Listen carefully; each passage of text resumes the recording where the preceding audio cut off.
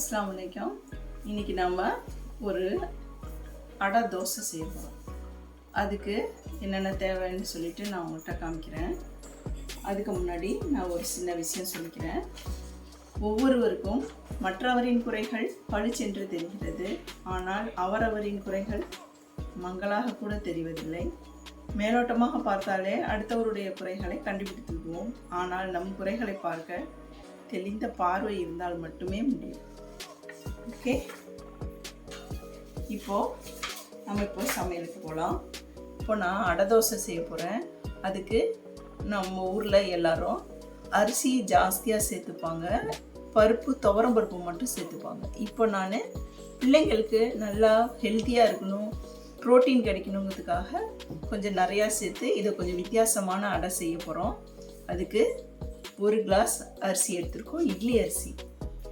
இது எல்லாமே ஒரே குவான்டிட்டி, இதே கிளாஸ்லேயே ஒரு எந்த கப்பில் நீங்கள் எடுத்துக்கிறீங்களோ அதே அளவுலேயே எல்லாத்தையுமே எடுத்துக்கோங்க. ஓகே, இப்போ இந்த கிளாஸ் தெரியுதுங்களா? இது 1 கிளாஸ் அரிசி போடுறேன். இது இட்லி அரிசி.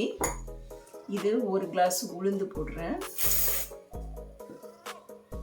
இது 1 கிளாஸ் கடலைப்பருப்பு போடுறேன்.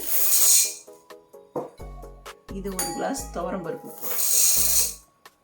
இப்போ நீங்கள் எந்த கப்பில் பண்ணுறீங்களோ அதே அளவு எல்லாத்துலேயும் வச்சுக்கலாம். அப்புறம் இதில் ஒரு 7 மிளகா சேர்த்துக்கிறேன்.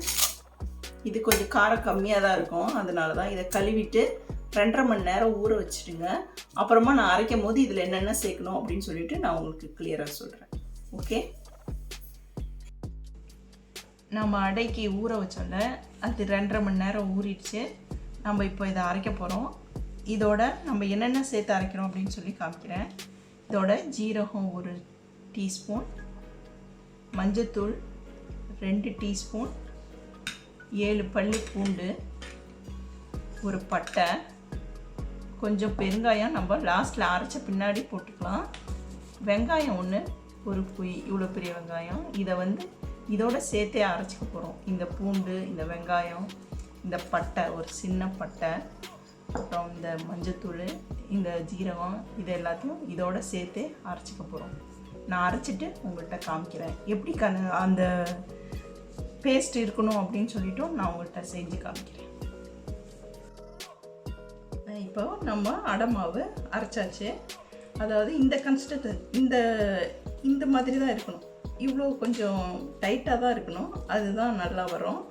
அதுக்கு மேலே இப்போ நம்ம இது அரைச்சோம்ல, அதுக்கு முன்னாடி அந்த வெங்காயம், பூண்டு, ஜீரகம், பட்டை, இது எல்லாத்தையும் முதல்ல ஃபஸ்ட்டு ஒரு கிரைண்ட் பண்ணிக்கிட்டு ஒரு மிக்சியில் நல்லா சுற்றி விட்டுட்டு அப்புறமா நீங்கள் அதோட மாவு போட்டு அரைங்க.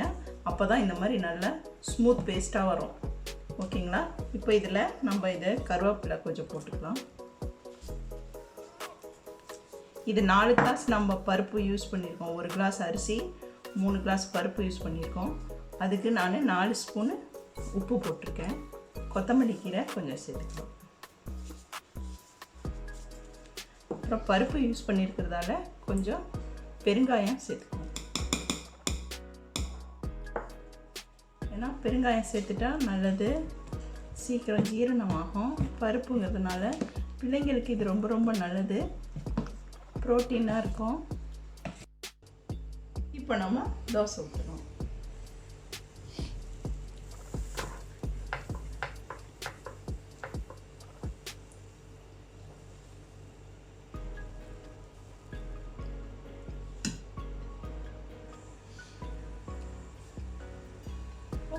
எண்ணெய்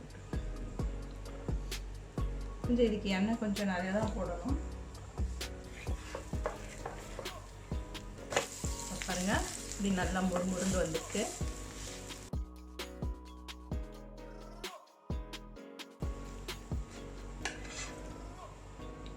இப்போ நான் இன்னொரு தோசை ஊற்றி காட்டுறேன்.